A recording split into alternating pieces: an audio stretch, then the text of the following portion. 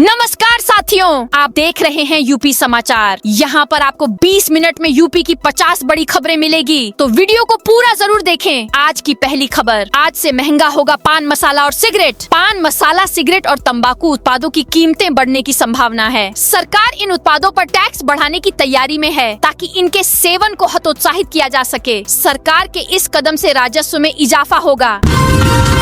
अविमुक्तेश्वरानंद बोले, योगी जी गाय को राज्य माता बनाएं, हम आपको प्रधानमंत्री बनवाएंगे। शंकराचार्य अविमुक्तेश्वरानंद सरस्वती ने यूपी के सीएम योगी आदित्यनाथ को प्रधानमंत्री बनने के लिए सपोर्ट देने का ऑफर दिया। उन्होंने शनिवार को कहा कि अगर सीएम योगी खुद को सच्चा हिंदू साबित करना चाहते हैं तो गाय को राज्य माता घोषित करें और गोमांस पर पूरी तरह प्रतिबंध लगाएं। योगी को हमने 40 दिन का समय दिया है। अविमुक्तेश्वरानंद ने कहा कि ऐसा करने पर वे योगी का नाम प्रधानमंत्री पद के लिए आगे बढ़ाएंगे। आज से फास्टैग यूजर्स को बड़ी राहत के वाईवी प्रक्रिया खत्म। National highway authority of India ने फास्टैग से जुड़ी नो योर व्हीकल प्रक्रिया को पूरी तरह खत्म करने का फैसला लिया है। 1 फरवरी से फास्टैग एक्टिव होने के बाद किसी भी तरह का केवाईवी वेरिफिकेशन नहीं किया जाएगा। अब यह पूरी जिम्मेदारी बैंकों की होगी कि वे टैग जारी करने से पहले ही वाहन से जुड़ी सभी जाँच पूरी कर लें। आज से जमीन की रजिस्ट्री में भी बड़ा बदलाव। 1 फरवरी से जमीन और प्रॉपर्टी की खरीद फरोख्त में आधार वेरिफिकेशन अनिवार्य कर दिया गया है। अब रजिस्ट्री के समय केवल खरीदार और विक्रेता ही नहीं बल्कि गवाहों का भी आधार वेरिफिकेशन मौके पर ही किया जाएगा। वहीं सभी उप निबंधक कार्यालयों में बायोमेट्रिक मशीनें लगा दी गई हैं, जिन्हें UIDAI के सर्वर से जोड़ा गया है। जैसे ही पक्षकार अंगूठा लगाएंगे, पहचान की तुरंत पुष्टि होगी। पहचान सही होने पर ही रजिस्ट्री की प्रक्रिया आगे बढ़ेगी। वहीं फर्जी आधार कार्ड के जरिए जमीन बेचने जैसी घटनाओं पर इससे रोक लगेगी। योगी सरकार ने आपदा पीड़ितों के लिए जारी किया 710 करोड़ का बजट। उत्तर प्रदेश सरकार ने वित्तीय वर्ष 2025 से 26 के लिए आपदा राहत निधि के तहत 710 करोड़ 12 लाख रुपए आवंटित किए हैं। मुख्यमंत्री योगी आदित्यनाथ के मार्गदर्शन में यह राशि बाढ़, शीतलहर, अग्निकांड और अन्य आपदाओं से प्रभावित लोगों को त्वरित सहायता प्रदान करने के लिए है। राहत आयुक्त कार्यालय ने 5,79,000 से अधिक कंबल वितरित किए और 1,242 रैन बसेरे स्थापित किए, जिससे 64,000 से अधिक लोगों को राहत मिली। प्रदेश आपदा प्रबंधन में एक मजबूत मॉडल के रूप में उभर रहा है। क्रैश हुई चांदी 1,10,000 गिरकर 2,91,000 पर आई। सोने में भी 20,000 रुपए 12% की गिरावट रही। 10 ग्राम सोना 1,49,000 रुपए पर आ गया। यूपी में फरवरी के पहले सप्ताह होगी बारिश। यूपी में जनवरी के आखिरी दिनों में एक बार फिर ठंड बढ़ गई है। जिस समय लग रहा था कि सर्दी अब खत्म होने वाली है, तभी मौसम अचानक बदल गया। प्रदेश के कई हिस्सों में बारिश हुई, ओले गिरे। एक बार फिर ऐसा ही मौसम बनने वाला है। मौसम विभाग के मुताबिक 1 से 3 फरवरी के बीच प्रदेश के कई हिस्सों में बारिश होने की संभावना है। अयोध्या के GST डिप्टी कमिश्नर ने वापस लिया इस्तीफा। यूपी में अयोध्या के GST के डिप्टी कमिश्नर प्रशांत कुमार सिंह ने अपना इस्तीफा वापस ले लिया है। उन्होंने कहा, मैंने बिना किसी दबाव के ये फैसला लिया है और फिलहाल अपने दफ्तर में काम कर रहा हूँ। प्रशांत कुमार सिंह ने अपने भाई विश्वजीत सिंह पर गंभीर आपराधिक आरोप भी लगाए हैं।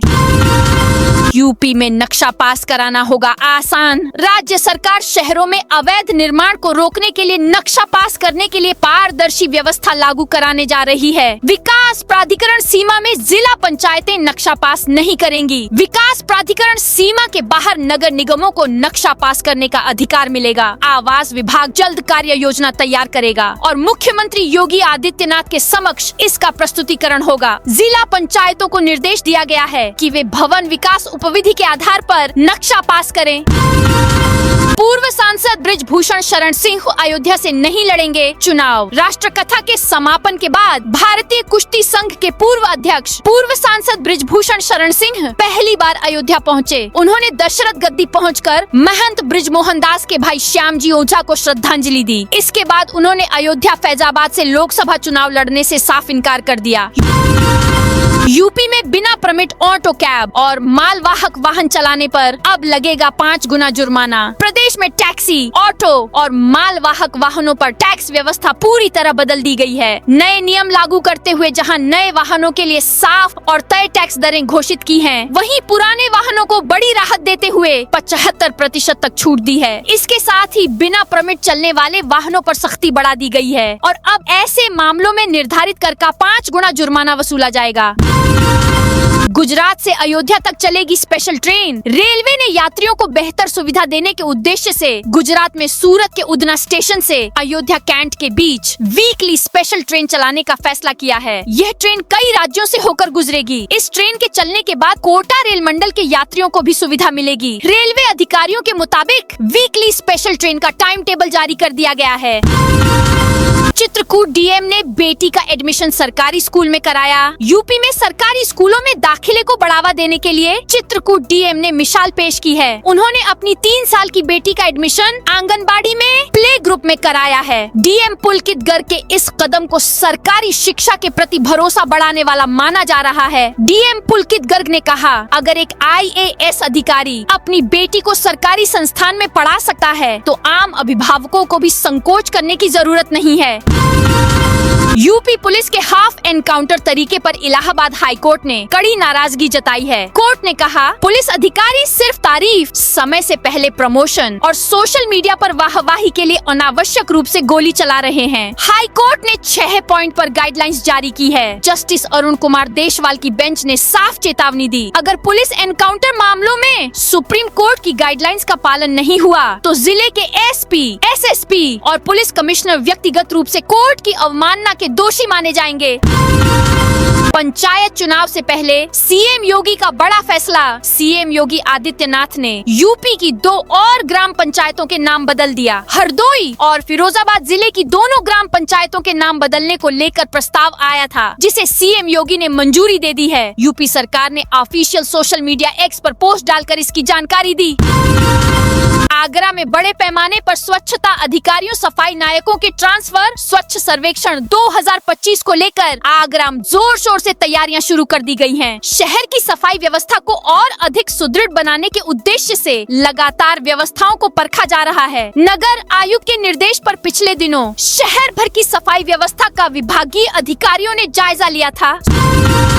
स्कूल में छात्राओं के बुर्का डांस पर बवाल। गोंडा जिले में गणतंत्र दिवस समारोह के दौरान स्कूल के मंच पर बुर्का पहनकर छात्राओं के डांस किया। वीडियो वायरल होने के बाद विवाद की स्थिति बन गई। वहीं प्रबंधक ने इसे लेकर सफाई दी और माफी मांगी। अफसरी छोड़कर अलंकार घर पहुँचे तो मां ने गले लगाया। स्वामी अविमुक्तेश्वरानंद के अपमान के विरोध में इस्तीफा देने वाले बरेली के सिटी मजिस्ट्रेट अलंकार अग्निहोत्री शनिवार को कानपुर में अपने घर पहुंचे। केशव नगर स्थित आवास पहुंचते ही घर की महिलाओं ने शंखनाद से उनका स्वागत किया। मां गीता अग्निहोत्री ने माला पहनाकर गले से लगाया। मंत्री ओपी राजभर बोले, पंचायत चुनाव समय पर होंगे। हाथरस में कैबिनेट मंत्री ओम प्रकाश राजभर ने हसायन क्षेत्र के गिरधरपुर गांव में बंजारा हक अधिकार महारैली को संबोधित किया। उन्होंने समाज के लोगों से एकजुट होने और सरकारी योजनाओं का लाभ उठाने की अपील की। सुहेल देव भारतीय समाज पार्टी के अध्यक्ष राजभर ने बंजारा, पाल और अहेरिया जैसे समुदायों को राजनीति में सक्रिय भागीदारी सुनिश्चित करने का आह्वान किया।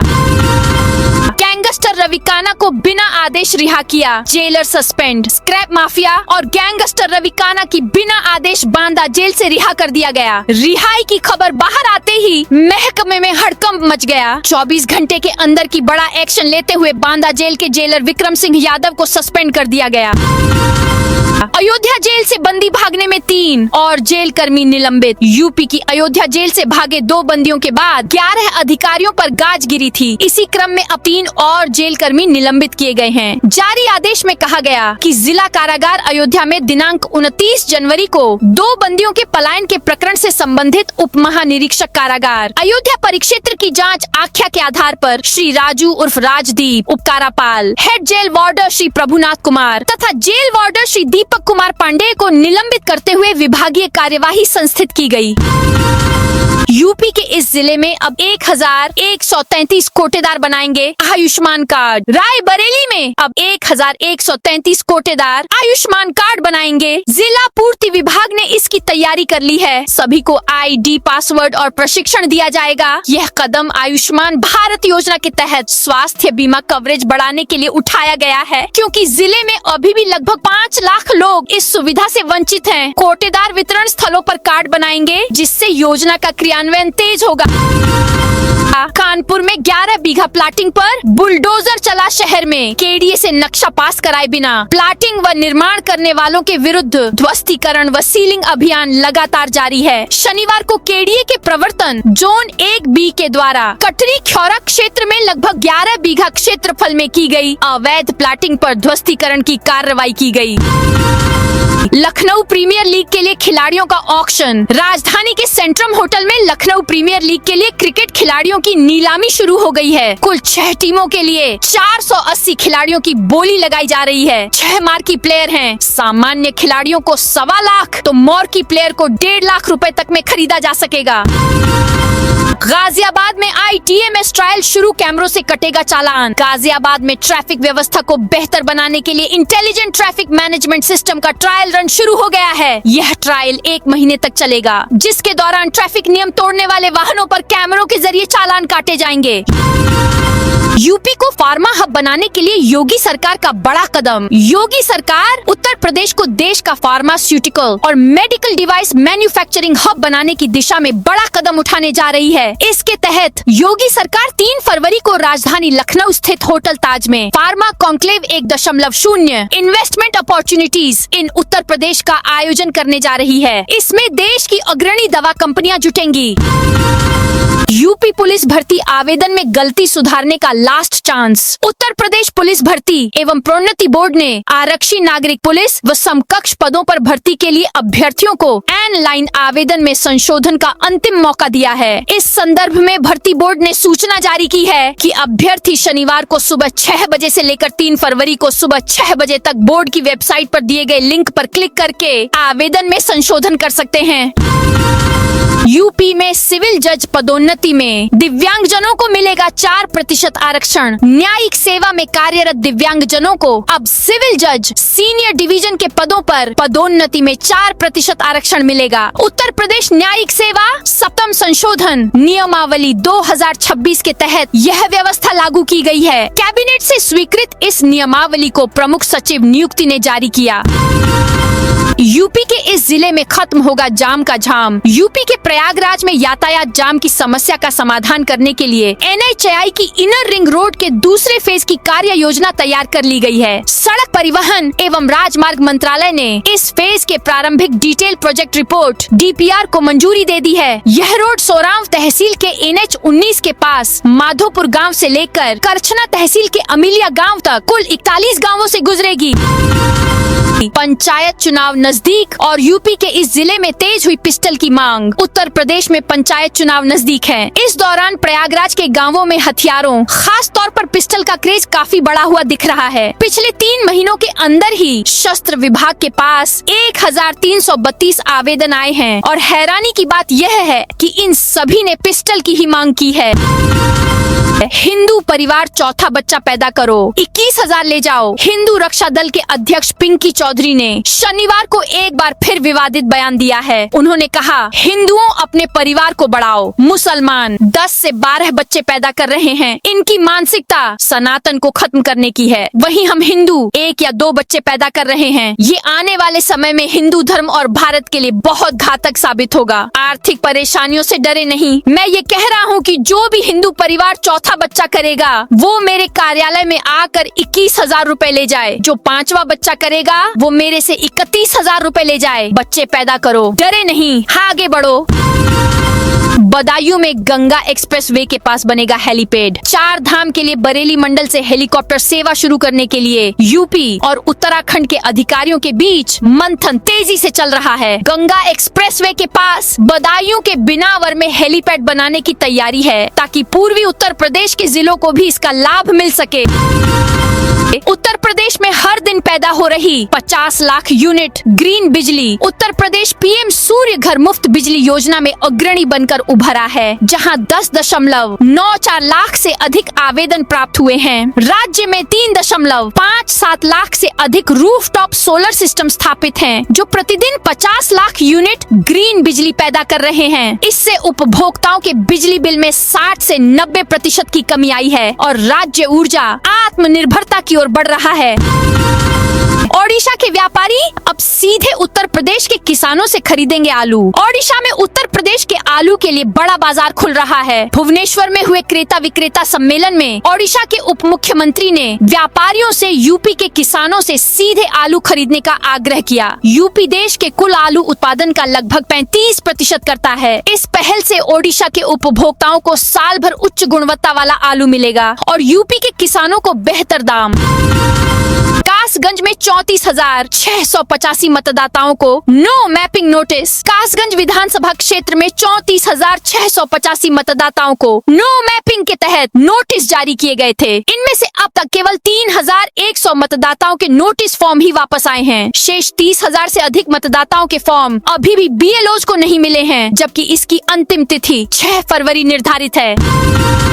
बलरामपुर में आंगनबाड़ी भर्ती में रिश्वतखोरी का खुलासा। बलरामपुर में आंगनबाड़ी कार्यकर्त्री की नियुक्ति में बड़े भ्रष्टाचार का खुलासा हुआ है। पुलिस ने 1,40,000 की रिश्वत लेकर नियुक्ति कराने के आरोप में बाल विकास परियोजना कार्यालय तुलसीपुर के परियोजना लिपिक, एक बिचौलिए और तत्कालीन चयन पटल सहायक सहित 3 अभियुक्तों को गिरफ्तार कर जेल भेज दिया है।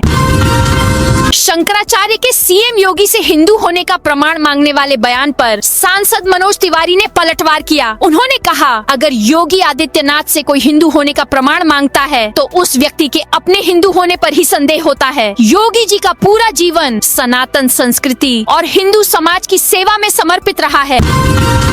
कानपुर पहुंची T20 वर्ल्ड कप की ट्रॉफी। कानपुर के DMA इंटरनेशनल स्कूल में शनिवार को ICC T20 वर्ल्ड कप की चमचमाती ट्रॉफी पहुंची। इस दौरान पूरा माहौल भारत माता की जय के नारों से गूंज उठा। यह सिर्फ एक ट्रॉफी नहीं, बल्कि करोड़ों देशवासियों की उम्मीदों और सपनों का प्रतीक बनकर सामने थी, जिसे देखकर नन्ही आंखों में बड़े ख्वाब झलकने लगे।